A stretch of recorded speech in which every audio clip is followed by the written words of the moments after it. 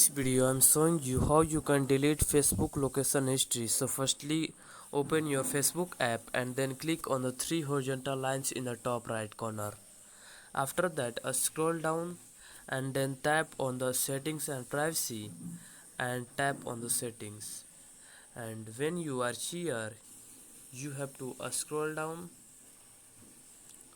and then find the locations tab, like in the permissions tab tap on the location, and here you can see the location history option. Tap on the location history and then tap on the see location history, and here you can see your location history and you can also delete it anytime.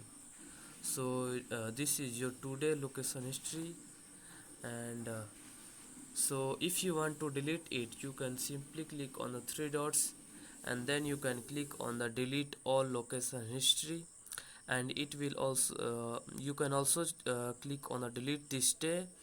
You can delete all location history and click on the delete all location history, and now all location history is deleted.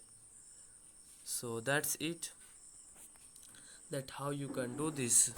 So that's it.